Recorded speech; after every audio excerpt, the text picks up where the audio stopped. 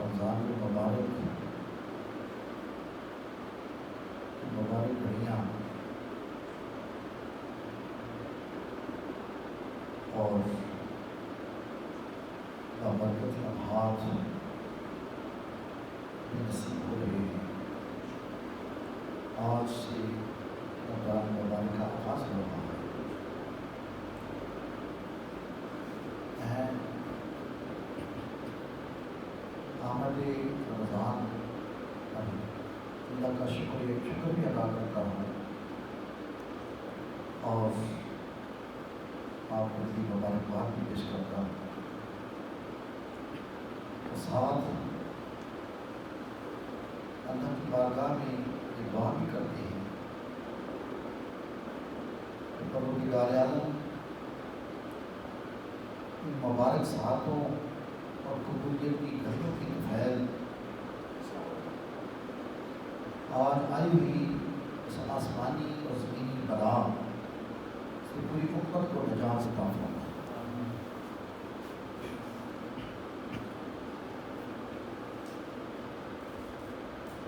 رمضان المبارک کی عظمت و شان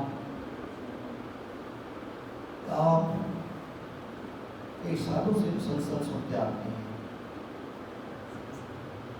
محض حصول برکت کے لیے کچھ چیزیں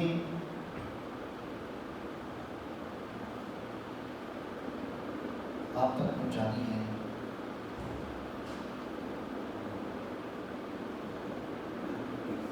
نبی کریم علیہ السلام زندگی مبارک کا ہر لمحہ اور ہر گھڑی اللہ کی یاد، اللہ کی ذکر میں بھی ان کا مقام ایک الگ مقام ہے، لیکن اس کے باوجود جب رمضان المبارک آتا تو آپ کے حالات اور کیفیات دوسرے مہینوں کی نسبت رمضان المبارک میں تبدیل ہو جاتے ہیں۔ نہ جانے اس کی کیفیات کیا ہوگی۔ کیا فالحانہ طور پر رمضان المبارک کا خود بھی استقبال فرماتے، صحابہ اکرام کو بھی اس پر آمادہ فرماتے، اور کئی موقعوں پر مختلف انداز اور مختلف الفاظ سے نبی کریم علیہ السلام نے اپنے صحابہ اکرام کے سامنے عظمت رمضان اور فضیلت رمضان کے حوالے سے گفتگو فرمائی۔ ان میں سے بطور خلاصہ کے صرف 2-3 اشارات گرامی آپ تک پہنچانے کی سعادت حاصل کروں گا۔ حضرت ابو ہریرہ رضی اللہ تعالیٰ عنہ ارشاد فرماتے ہیں، اذا دخل رمضان فتحت ابواب السماء، کہ نبی کریم علیہ السلام صحابہ کو ارشاد فرماتے تھے، میرے صحابہ جب رمضان المبارک کی آمد ہوتی ہے آمد رمضان کے ساتھ ہی آسمانوں کے دروازے کھل جاتے ہیں۔ آسمانوں کے دروازے کھلنے سے کیا مراد ہے کہ عرش الہی سے براہ راست اللہ تعالیٰ کی انوار و تجلیات کی بارش بھی برسنا شروع ہو جاتی ہے، اللہ کی رحمتوں، برکتوں اور بخششوں کی موسلادھار بارش بھی برستی ہے۔ پہلے تو فرشتے رحمتوں کا نزول کرتے تھے، لیکن رمضان المبارک میں اب کوئی حجاب نہیں رہتا، آسمانوں کے دروازے کھل گئے، اب براہ راست مولا کریم خود ہی نہائے کرم بھی فرما رہا ہے اپنے بندوں پر، اور رحمتوں کی بارش بھی برسا رہا ہے۔ دوسری روایت میں آتا ہے فتحت ابواب الجنہ، اور ایک روایت میں ہے فتحت ابواب الرحمہ کہ جنت کے دروازے کھول دی جاتی ہیں اور رحمتوں کے دروازے کھول دی جاتی ہیں۔ غلقت ابواب جہنم وسلسلت الشیاطین، جہنم کے دروازوں کو بند کر دیا جاتا ہے اور شیطانوں کو بھی قید کر دیا جاتا ہے۔ گویا باقی 11 مہینے کہ دوزخ کے دروازے بھی کھلے ہوتے ہیں، لیکن اس ماہ مبارک یہ شان ہے کہ مولا کریم خود نہیں چاہتا کہ کوئی میرا بندہ دوزخ میں جائے، لہذا دوزخ کے دروازے ہی بند کر دیے جاتے ہیں تاکہ آئندہ رمضان المبارک کے اندر توبہ اور استغفار کر کے اپنے گناہ معاف کروا کے میرے محبوب کی پوری امت بھی جنت میں چلی جائے۔ جنت کے دروازے آج کھول دی جا رہے ہیں، دوزخ کے دروازے آج بند کیے جا رہے ہیں، رحمتوں، برکتوں، بخششوں کے دروازے آج کھولے جا رہے ہیں۔ آئیے اللہ کی اس معزز مہمان کی آمد پر اللہ کا شکر بھی ادا کریں اور اس کا حق ادا کرنے کا عہد بھی کریں۔ اس ماہ مبارک عظمت و شان کو بیان فرمانے کے لیے ایک اور مقام پر نبی کریم علیہ السلام نے جو ارشاد فرمایا وہ خطاب ذرا طویل ہے، پورے جمعے کا خطاب ہے، میں پچھلے سال غالباً بیان کر چکا ہوں۔ آج صرف اس میں سے 2-3 مختصر سے حصے آپ کے سامنے پیش کرنے کی سعادت حاصل کر رہا ہوں۔ نبی کریم علیہ السلام نے ارشاد فرمایا فَأَذَلَّكُمْ شَهْرٌ عَظِيمٌ مُبَارَكٌ، میرے صحابہ تم پر بڑے ہی عظمت والا، بڑے ہی برکتوں والا مہینہ سایہ افکن ہوا۔ شہر عظیم المبارک، یہ الفاظ استعمال فرما کر نبی کریم علیہ السلام بڑی ایک اہم چیز کی طرف ہماری توجہ دلا رہے ہیں۔ اس پورے مہینے کو آپ نے عظیم فرمایا، اس پورے مہینے کو آپ نے مبارک فرمایا،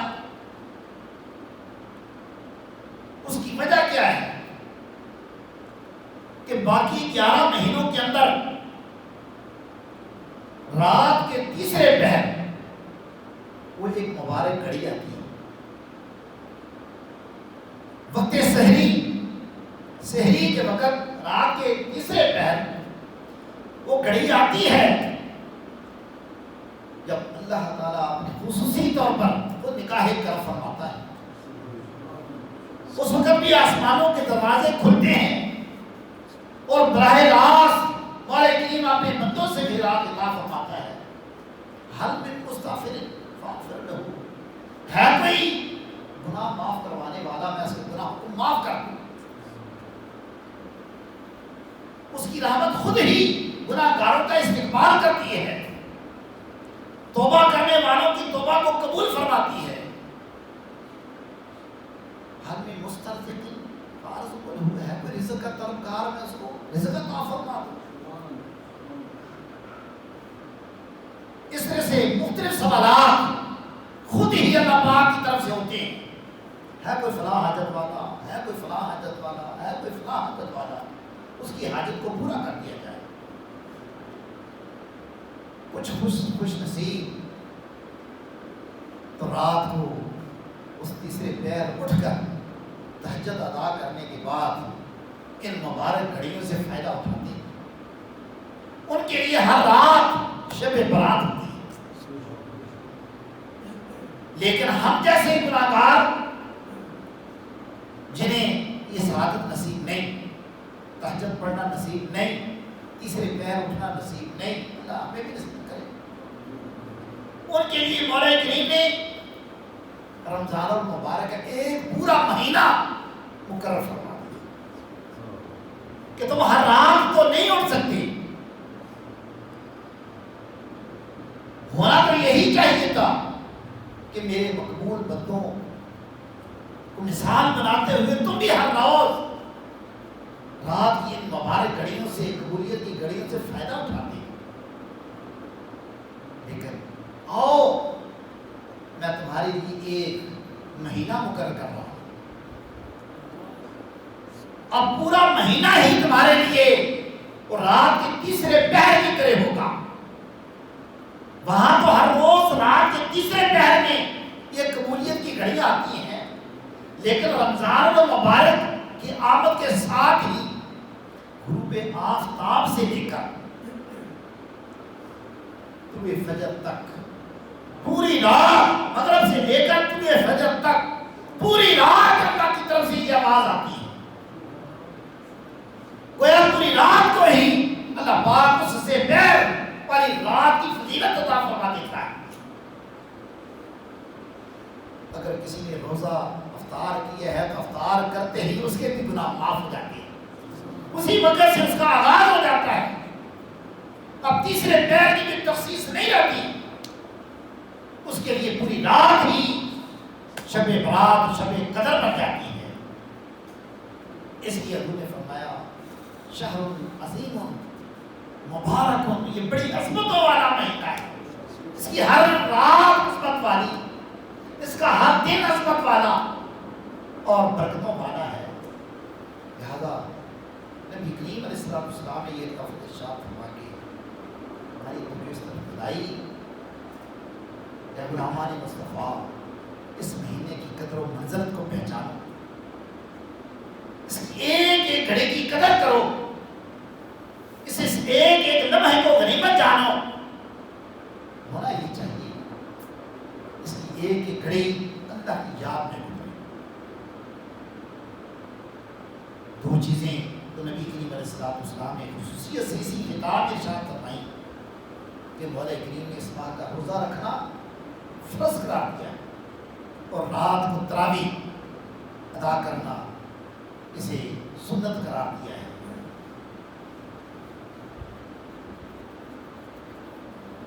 ہماری کوشش ہونی چاہیے, اگر اللہ پاک نے ہمیں صحت اور تندرستی عطا فرمائی ہے, کسی کا ایک روزہ بھی ضائع نہ ہونے پائے. تراویحاں ایک ہی مہینہ ہے, یہ روزہ نصیب نہیں ہونی, نہ جانے اگلی دفعہ ہمیں رمضان نصیب ہو کہ نہ نصیب ہو. کوشش کیجیے.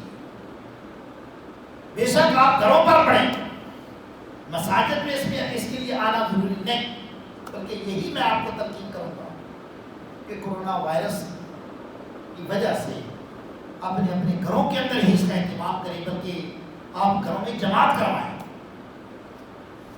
ہو سکتا ہے قدرت نے ہمیں بھی اس بہانے سے موقع عطا فرمایا کہ اس سے پہلے ہمارے گھروں میں نوافل کی ادائیگی کا بندوبست نہ ہو, اور یہ بہانہ بنا ہو, کسی بہانے سے ہمارے گھروں میں ذکر اور فکر ہونا شروع ہو جائے, تلاوت بھی ہوگی, نوافل بھی ادا ہوں گے, نماز بھی ادا ہوگی, اور ہمارے گھروں سے نحوستیں بھی جائیں گی, اور رحمت اور برکتوں کی بارش بھی برسے گی. لہٰذا اپنے گھروں کے اندر باقاعدہ آپ جماعت بھی کروا سکتے ہیں، بیوی بچے سارے آپ کے ساتھ شریک ہو سکتے ہیں۔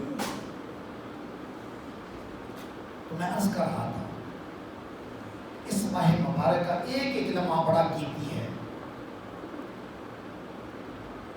ہر عمل کی تقدیر ہی بدل جاتی ہے۔ نبی کریم علیہ السلام نے اسی اپنے عظیم خطاب کے اندر ارشاد فرمایا من تقرب فیہ بخصلۃ من الخیر کا کانا کمن ادی فریضۃ فیما سواہ ومن ادی فریضۃ فیہ کانا کمن ادی 70 فریضۃ فیما سواہ۔ بڑی قابل توجہ ہے یہ نبی کریم علیہ السلام کی آپ نے فرمایا ہر عمل کا ثواب اب پیمانے کے ساتھ ناپ کر نہیں دیا جاتا۔ دوسرے مہینوں میں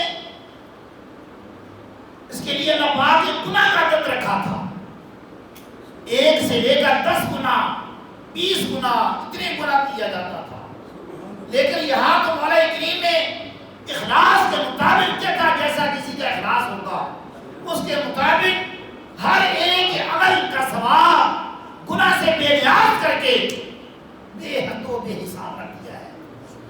یہاں تک ارشاد فرمایا اگر کسی نے ایک نفل بھی ادا کیا اب اس کا نفل نہیں ہوگا،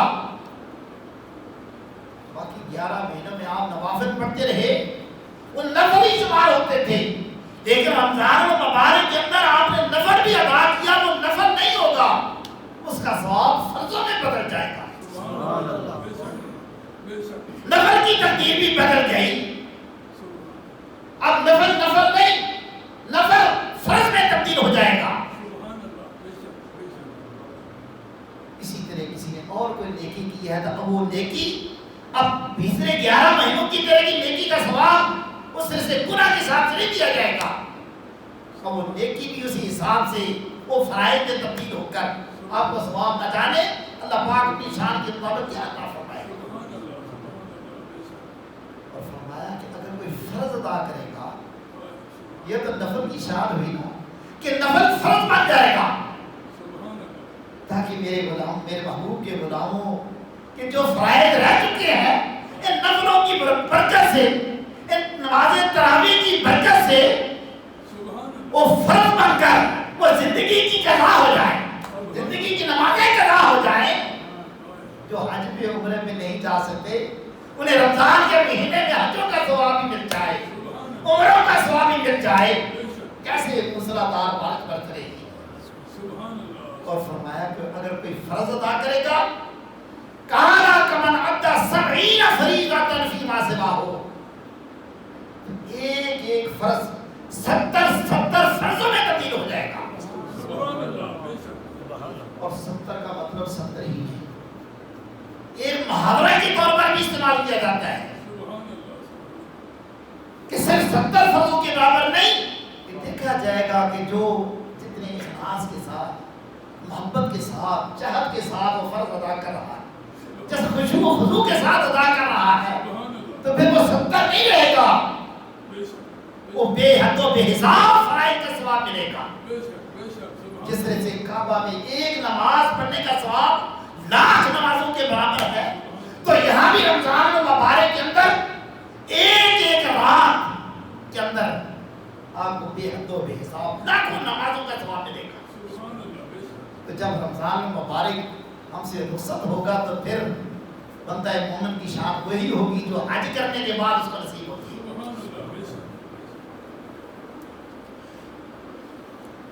آئیے اس میں جتنا ممکن ہو سستی دکھانے کی بجائے چستی کا مظاہرہ، جیسا کہ شروع میں نے عرض کیا کہ نبی کریم علیہ السلام خود بھی اس کے لیے خصوصی تیاری فرماتے اور صحابہ اکرام کو بھی خصوصی رغبت دلاتے، نہ جانے ان کی عبادت کا انداز اس مہینے میں کیسا ہوگا۔ لہذا یہ بڑی بدنصیبی ہوگی کہ رمضان المبارک کی سعادتیں ہمیں نصیب ہوں اور ہم اسے فائدہ نہ اٹھائیں۔ یا چلتے چلتے میں یہ بھی عرض کروں، ہم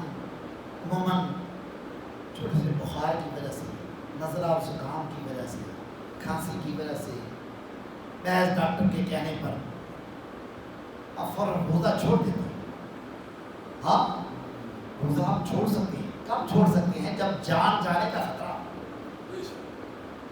جان بچانا فرض ہے. جان جانے کا خطرہ ہو، آپ کی بیماری کے بڑھنے کا اندیشہ ہو، پھر آدمی معذور ہے، پھر آپ روزہ چھوڑ سکتے ہیں. لیکن اگر عذر ایسا نہیں، آسانی سے آپ روزہ رکھ سکتے ہیں، پھر کوشش کرنی چاہیے. یہ لمحے زندگی میں بار بار آیا نہیں کرتے.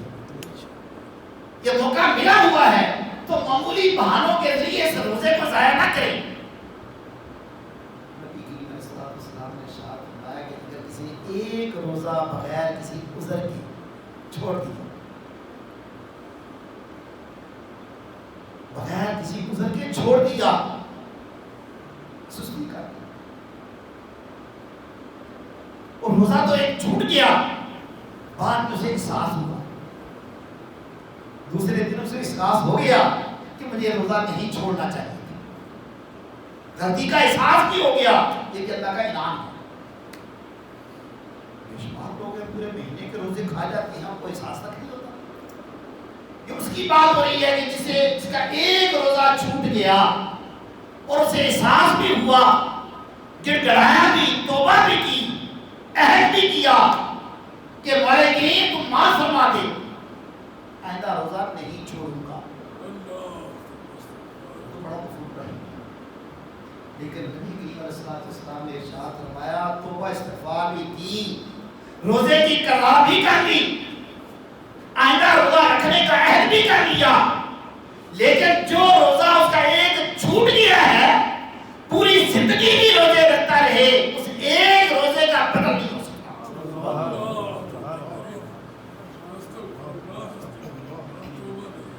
روزہ رکھ بھی لیا ہے، قضا بھی کر لیا ہے، رویا بھی ہے، ناقد بھی ہوا، شرمسار بھی ہوا، توبہ استغفار بھی کی، لیکن اس روزے کا بدلہ نہیں ہو سکتا.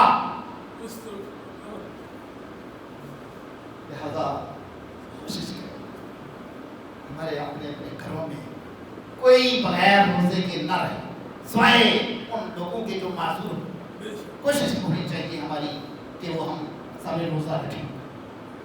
نماز تراویح میں بھی کوشش ہونی چاہیے کہ نماز تراویح میں جیسا کہ شروع میں کہا کہ اپنے اپنے گھروں میں ہی ادا کریں، اور وہاں بھی کوشش کریں کہ یہ جو سوشل ڈسٹینس کہا گیا ہے، تھوڑا تھوڑا فاصلہ، یہ فاصلہ صرف مسجد میں نہیں، اپنے گھروں کے اندر بھی یہ فاصلہ رکھیں. احتیاطی تدابیر وہاں بھی اختیار کریں.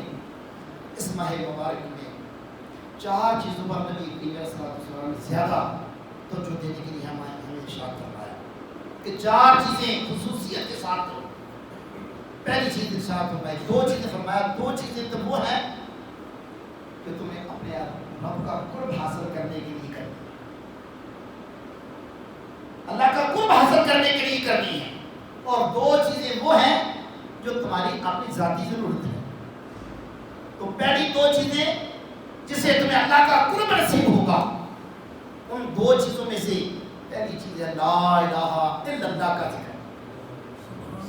اس ماہ مبارک میں کثرت کے ساتھ لا الہ الا اللہ، لا الہ الا اللہ، اور 100 کے بعد آپ کہیں، یا جیسے جیسے آپ کو کسی نے بتایا ہوگا اس کے مطابق بعض آپ 8 بار بتاتے ہیں.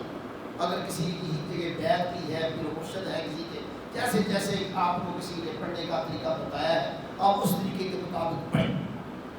اور اگر آپ فرض کرو 200 3 دفعہ 4 دفعہ یا 500 دفعہ پڑھتے ہیں تو میری طرف سے یہ اجازت ہے کہ آپ 100 دفعہ پڑھیں گے لا الہ الا اللہ، لا الہ الا اللہ. جب 100ویں مرتبہ ہو اس وقت آپ نے پورا کلمہ پڑھنا ہے، پھر کہنا ہے محمد رسول اللہ صلی اللہ علیہ وسلم. اسی طرح سے آپ نے یہ تسبیحات پڑھنی ہے کلمہ کرنے کی، آہستہ پڑھیں.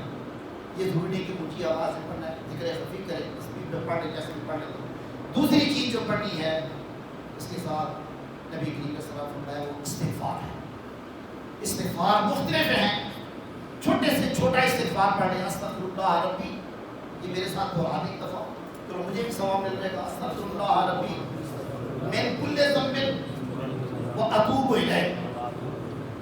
روایات میں تو استغفر اللہ تعالی بھی آتا ہے، لیکن اگر صرف اتنا بھی پڑھ لیا تو وہ بھی کافی ہے. استغفر اللہ ربی، پڑھے میرے ساتھ، من کل ذنب واتوب الیہ. چھوٹا سا ہے، یہ کوشش کریں جتنا زیادہ سے زیادہ آپ کر سکتے ہیں اتنا زیادہ سے زیادہ کر لیں. آج کل تو ویسے بھی کورونا کی وجہ سے ہم نے باہر کون سا جانا، گھروں میں ہی سارا دن گزارتے ہیں، بجائے اس کے موبائل کے ساتھ کھیلتے ہوئے دن اور رات گزارے. کیوں نہ تسبیح لے لیں، اگر آپ کے پاس میسر نہیں تو مجھے فون کر کے تسبیح آپ کے پاس پہنچ جائے گی.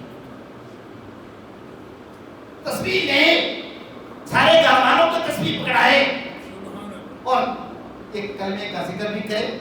اب کلمے کی فضیلت بیان کرنے کا وقت نہیں، اتنا اشارہ کر دوں کہ نبی کریم علیہ السلام نے ارشاد فرمایا ساتوں آسمان، ساتوں زمینیں اور ان کے درمیان جو کچھ بھی ہے فرمایا سارا ایک پلڑے میں رکھ دیا جائے اور دوسرے پلڑے میں کلمہ رکھ دیا جائے، پھر بھی کلمے والا پلڑا جھک جائے گا.